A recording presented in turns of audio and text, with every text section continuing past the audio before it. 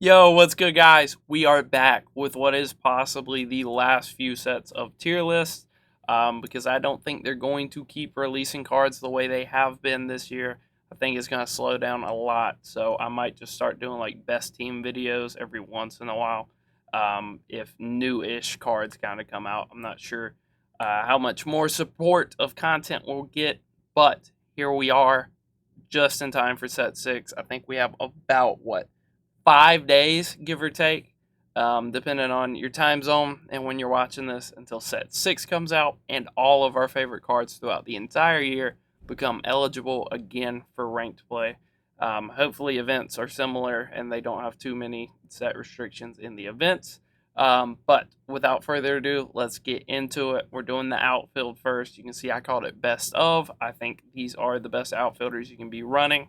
I did include secondary positions, and I did include 50 players on the dot. Wasn't really aiming for 50 necessarily, but that's just kind of the way it worked out. There's going to be some exclusions here, right? We're talking about every card through the whole year. So some people's favorites might get left out. Not necessarily saying they're bad cards. I'm just saying if I had my choice of outfielders, I would pick these guys first. You can see we are pretty up there in cards collected on the year. That's without a couple of programs. Haven't done Moonshot program. Haven't done anything like that.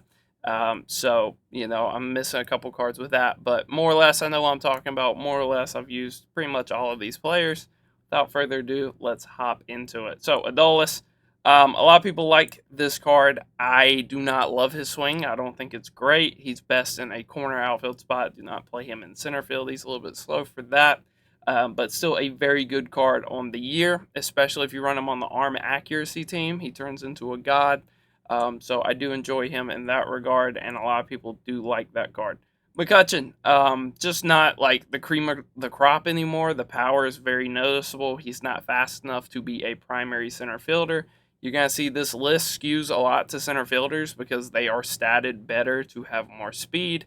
In left field, hitting is more important, like arm strength's more important. Center field's more about contact and speed. And so a lot of center fielders just get the juice because speed is so much of their overall. That corner guys usually don't get, as good stats. Austin Riley, very similar to Adolis. If you play him in secondary of left field, he has very similar stats to Adolis, just maybe a little bit worse on defense. But if you like Austin Riley, you can always fit him in at left field. Brian Reynolds is a guy where if you like his swing, I think he's S tier.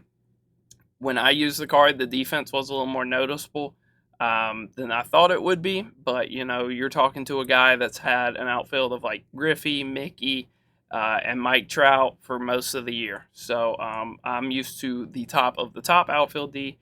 But that being said, his swing is still very good. He's still plenty fast enough, especially if you grind it out and get some parallels on him. You won't really notice it too much. This Harper, absolutely S tier. I do think more or less his best position is first base and not in the outfield because he's going to get that 5 reaction drop penalty for playing him in a secondary position.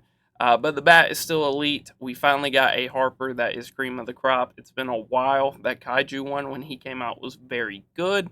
He was not this Harper. Cedric Mullins almost missed the list. I know a lot of people would not have been happy about that. Stats-wise, just not an impressive card. He is a center fielder that doesn't have a lot of speed, so he's going to lose 5 reaction and fielding when you put him in a corner spot because that's where he's going to be the best at because of his speed. The swing is why you're using this card. If you're using him, it's not because of the stats, it's because of the swing. But he is still a very good card. Very similar to Chuck Nasty here. If you're using this card, you're using him for the swing. The stats are better than Mullins for sure. Obviously, you play him in a corner spot, he'll do great there. But if you are somebody that likes those slap swings like Mondesi or D. Gordon, those type of swings, Charlie Blackmon's going to be your guy. Yelly Bombs, possibly the best Yelich we've ever gotten, just stats wise. But there's just so many other outfielders. I feel like he got overlooked super hard when he came out. He also came out at a time where the game was just super dead.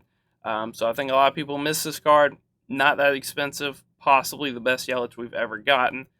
basically on par with like the monthly Bellinger. So that is a god tier outfielder for not too much. Speaking of, finest Bellinger might be the best Bellinger we've ever gotten, which is funny because the prior to him, the best card I've ever used in the show was like 2019 finest Bellinger. When he won MVP, he was like one of the finest collection awards. That's probably the best card I've ever used. This one's very similar to that. Bellinger is just insane. Doesn't matter lefty lefty. He just rakes. He's absolutely nasty. So Biggio is definitely a step down, right? Because at this point in the game, you want an outfielder that can do everything. He just doesn't have the power, and he's going to be in the secondary position. There's a couple guys on here that are similar to him, where if you like that archetype of outfielder, then he's here for you. But in general, I would pick a lot of other guys over him. Granderson, another guy like McCutchen, where he's a little deficient in some areas.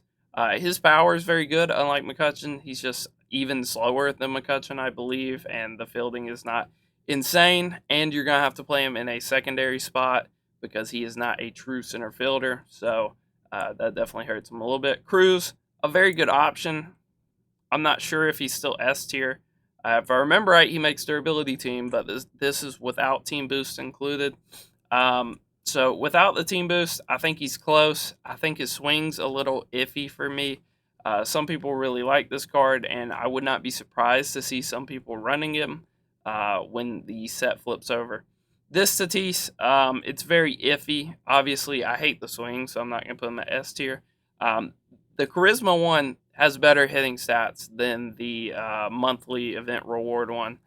But that one is already, I believe, statted or whatever. His position is in the outfield. This one already doesn't have awesome reactions, and you're going to lose 5 on top of that for playing him in the outfield. But stats-wise, this one hits better. I believe they make all of the same captain teams, so it's really what do you want. This one would definitely be better as a shortstop. But as an outfielder, it's really a toss-up. You could argue either one of them are better than the other. Gary, I'll put him in B. He's a card that absolutely rakes. He's basically 125s across the board hitting-wise, which is nasty. His swing is very hit or miss. A lot of people don't like it. A lot of people do like it. But for me, it's the defense. He's not particularly fast. His reaction's not good. If you get him on like the shortstop team, then it's a little bit different of a story. But without it, I just don't really see it. Hank, I don't know if I would personally put Hank at S tier. I didn't love the card when he came out. He was kind of the de facto best right fielder in the game when he came out because there wasn't a lot of competition. But by the time a lot of people got him, that All-Star Acuna came out, and there just really wasn't a place for him. If you really do enjoy his swing, then by all means go back to using them.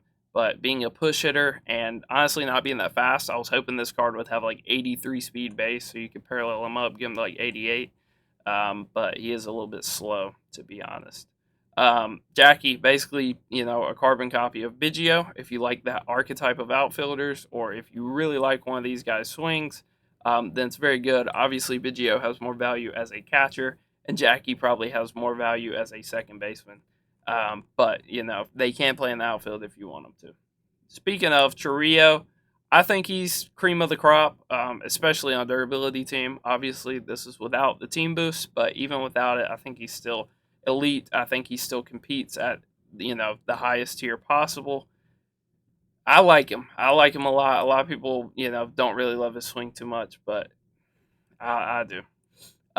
Baez. So Baez, interestingly enough, a lot of people don't know can play left field. He is one of the better outfielders that you can play with the shortstop team.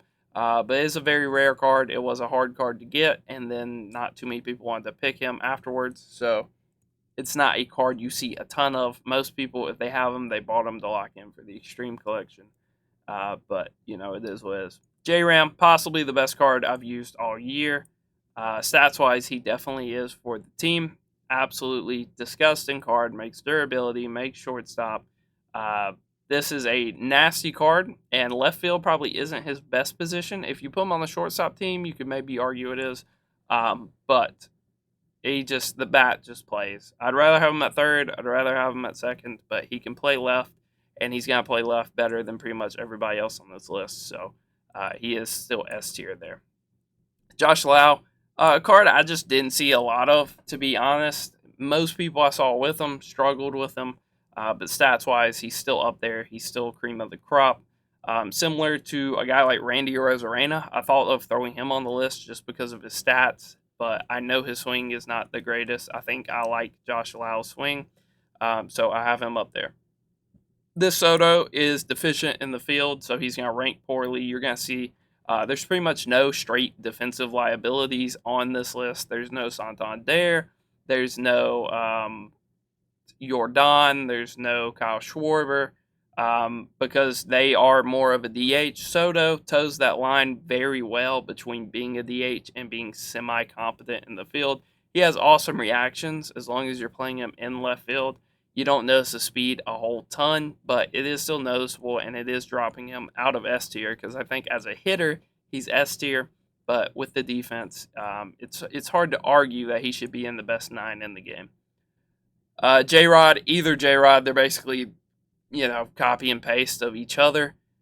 So either one makes this by far. I believe this one needs the durability team a little more than the other one. This one comes with a little more power, if I'm not mistaken, but his contact is significantly worse. So it just depends. If you're going to run them on the durability team, they're basically the exact same. Without it, you could argue the monthly is probably the better one to go for. Griffey, easy S tier. Been in the outfield for me all year. If you play him on the durability team, if you play him on the cover athlete team, he's basically a 125 across the board guy with like 95 speed and just stupid defense no matter where you play him at. He is an absolutely elite card. Marte, I think, is S tier. This one in particular, because of the speed as an outfielder, this is the best Marte you could get, especially if you put him on the shortstop team. I think he gets 88 speed. He's disgusting. He's max contact all the time. The new one does have a little more power, but you're trading like 5 or 10 power for like 20 speed in the important position, being the outfield. So for me, I'd rather have that one. Brand new Kyle Tucker. Not S tier as an outfielder, though. Very similar to Juan Soto. He's even slower than Juan, but I think his reaction's better. Kyle Tucker cards just always rake. I'm not sure about paying a million stubs for this one. But if his price does come down significantly as a DH, I think he'd be awesome as an outfielder. If you want to use him, you can. He's just a tad bit slow at this point. Max Clark, basically just a worse version of Dylan Cruz, but I'd say he's more or less on par with Cedric Mullins. Cedric has a better swing. Clark is obviously statted better, and he's statted more towards being a center fielder. So I like him in that regard. The Mixter, obviously, in the running for best center fielder in the game, it's pretty much him, Griffey, and one guy we haven't got to yet. But if they're not in your top 3, then your top 3 is probably wrong. And this is that guy. These 3 are probably the best overall outfielders in the game. Bellinger's very good, but I think he's better either in like a right field, in a secondary position, or at first base. So for me personally, I'd play Bellinger at first. But if you want to use him in the outfield, I think he's still very good. But these 3 are pretty much the consensus best outfielders in the game. Mickey, obviously a switch hitter. I think he lacks a little bit of power against one side, but other than that, he's nasty. Trout is just God. And then Griffey, if you put him on a durability team, is a God. Without it, he's still extremely good. Griffey cards for me this year have been some of the best hitting cards on the team. I think I went back and looked at it. The Charisma one at the start of the year from BR hit like 514 for me. This Griffey is hitting like 512 for me. So Griffey routinely for me hits some of the best on my team. Mookie, awesome card. This time I am going with the snapshot, right? On the top 50 players, I had the finest. That's for him playing second base. In the outfield, I'm not going to argue. This is obviously the better Mookie. He trades like 20 speed for like 15 power. So this one is obviously better in the outfield, especially if you put him on the shortstop team and he gets up like high 80s, low 90s speed. This one would obviously be a better outfielder. Nolan Jones, Awesome card. I'd kind of compare him to like a left-handed Baez. Does a lot of things awesome. Has low-ish vision if that's a problem for you, and isn't going to be the most amazing defender, but a super slept-on card that I think a lot of people need to give a fair shake to. Reggie is fine, I guess, as a chase card. He's just extremely underwhelming. The stats aren't really there. I think as far as being a lefty, I hate his swing as a lefty. It's hard to hate a lefty swing, but I never have liked Reggie Jackson's swing. If you want to use the card, he's usable, but I'd probably not do it. Clemente, just low power. I know a lot of people really enjoy Clemente over the years, and I enjoyed the collection reward one from last year, but he did not stay on the team for very long. This one is of a similar, idea. When he came out, he was probably a top 10 outfielder. But as the sets keep going on and just better and better cards come out, you see he's just not ranking that high on the year because he doesn't really have everything you want. He's not super fast. He doesn't hit for a ton of power. And here we have Acuna, which is kind of in the running with these three for being the best outfielder in the game. The problem with him is you're not playing him in the center field. I see way too many people play him in center field, and yes, he does have the speed to make up for it, but the reaction is just so poor. Why would you not play him in right and play like Trout in center, and then pick between like Griffey or Mickey to play left field? That's going to be your best outfield in the game for sure. So I like Acuna much more as a right fielder and don't put him anywhere else. Royce Lewis, super great all around card. I think the swing is kind of mid. Obviously makes the durability team and the shortstop team, so you love to see that. And stats wise, he's awesome. I think he's maxed out against righties. He's somewhat fast. He plays good enough defense in the outfield. But I don't think he's messing with the big dogs. I don't think he's one of your best options to play the outfield. This Sammy Sosa card, stood the test of time. He's probably the best thing about doing the live series collection, other than you get the core progress for like Seager and Albies. Um, a very good card, and he's very well statted, especially when we put parallels on him. I think I got mine to P4, and he looked super, super nasty. It's just I don't really love the swing, but if you've been using him all year, he's still very good. Tim Raines, I think isn't sharing a category with these guys because he's arguably better defensively as long as you're playing him in left field. And he's a switch hitter. I think similar to Jackie and Craig, I think he has more value at a different position if he's a second baseman. There's not too many second basemen that are switch hitters that have the stats and the ability that Tim Raines has to make solid hard contact on the ball and play a gross second base. You've got like him, you've got Ellie, you've got J Ram, and you've got like Ozzy. And I don't think I'm forgetting any others, but I might be. But that's a pretty short list. So as far as switch hitting second baseman go, I love him there. As far as being an outfielder, I think he's fine. I just don't think he's in most people's top of the year. This Trey Turner as an outfielder, I almost want to put him B because I know the reaction is just terrible, and he can only play center field, right? With the reaction he has, you'd probably rather have him in a corner. It's hard to pick which Trey Turner you'd rather have. The other one you would have to put parallels on to get him to a gold shield in center field. This one, I believe, starts on that, but this one has higher power, lower contact. I think the clutch is significantly lower. So really, it's similar to Tatis, where you could argue either one is better than the other. But I know a lot of people love Trey's swing. I don't think he would be one of my top choices. This O'Neal card, super slept on. I've always liked his swing whenever I've used him in BR and stuff. It's just he kind of profiles better as a center fielder, but I'm not gonna be picky about it, right? Why not have a center fielder that is statted, is made to play in left field, so he doesn't get the reaction penalty and stuff. I think he's a slept on card. I don't know if he's worth his price when you have all these other guys that are either free from grinding, or like in Chiria's case, I think he's like 50K. So for that, I don't really love that. Vlad, what's holding him back from just being a god is the power, right? The only guys up here that kind of have similar power to him is J Rod, who is a disgusting center fielder defensively. J-Ram's power isn't anything like outstanding, but he's a switch hitter, which is insanely valuable. Same for Marte, switch hitter, insanely valuable. And then Mookie against one side of the plate is maxed, and against the other side, it's nothing to laugh at. It's like 105. And then probably, well, I was gonna say the newest card, but that would be Kyle Tucker. This Willie Mays is S tier. There's gonna be a lot of people that don't like his swing. I'm pretty indifferent. I think it's similar to Mickey, where like I wouldn't call it the good swing, but I wouldn't call it a bad swing. Some people are gonna struggle with it. Some are going to swear by it and say it's an awesome swing. For me, crowding the plate's almost always a no-no, but just stats wise, this card is insane. If you put some parallels on him, he's pretty nuts.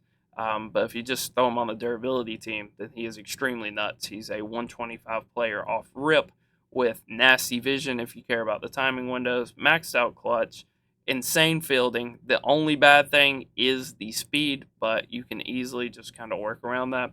Um, and yeah, guys, I think that is my top 50 ish outfielders in the game.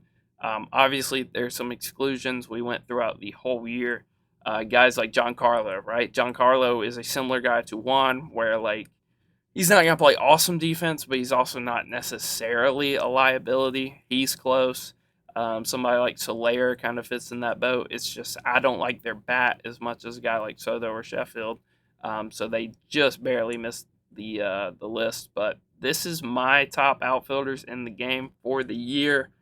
You can see it skewed a lot more to later sets because in set 1 and 2 we were getting like 97, 98 overalls, cards that just aren't going to play. Whereas, around set 3, I'd say set 3 probably was the best set this year. Cards started heating up. We started getting some studs. Hopefully, we get like a retro finest McCutcheon. That would be a fire card to get. And he would probably be up more towards top of A, bottom S. But I think that's it, guys. I think that is every outfielder I really like this year. With some exceptions, I don't love J Rod, but I acknowledge for a lot of people he is S tier. Same for O'Neill. And honestly, same for Mickey. I don't know if Mickey's going to make my outfield moving in on set 6, but he might just have to just to be on the durability team. And yeah, guys, that's going to be it. We will be back at it soon with another tier list, maybe a stream. But until next time, peace.